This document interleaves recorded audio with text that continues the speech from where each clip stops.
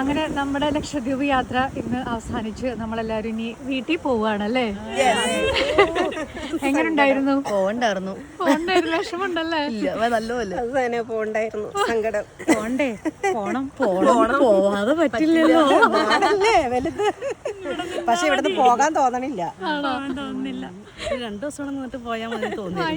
പോയാലും തിരിച്ചു വരും. അപ്പൊ എല്ലാരും ഹാപ്പി ആണല്ലോ? ഡോറയുടെ പ്രയാണത്തിൽ ആദ്യമായിട്ട് വന്നതല്ലേ? എങ്ങനെ ഇഷ്ടപ്പെട്ടില്ലോ? ഇതൊരു കിഡിലൻ ടീമായിരുന്നു കേട്ടോ. ഓൾറെഡി നിങ്ങൾ വീഡിയോസും ഫോട്ടോസും ഒക്കെ കണ്ടിട്ടുള്ളവർക്ക് മനസ്സിലായിട്ടുണ്ടാവും. ഒരുപാട് പേര് നമ്മളുടെ ഈ ഒരു വീഡിയോ ഒക്കെ കണ്ടിട്ട് തന്നെ എന്നാണ് ഇനി അടുത്ത ലക്ഷദ്വീപ് യാത്ര എന്ന് ചോദിച്ച് മെസ്സേജ് അയക്കുന്നുണ്ട്. അപ്പോൾ അവരോടൊക്കെ പറയാനുള്ളത്, നമുക്ക് 2026 ഫെബ്രുവരിയിലാണ് അടുത്ത ഗ്രൂപ്പിനെ കൊണ്ട് ഞാൻ പോകുന്നത്. പക്ഷേ അത് 4 മാസം മുമ്പേ ബുക്ക് ചെയ്ത് കഴിഞ്ഞതാണ്. അതായത് എയർ ടിക്കറ്റ് കിട്ടാനായിട്ട് നല്ല ബുദ്ധിമുട്ടാണ്.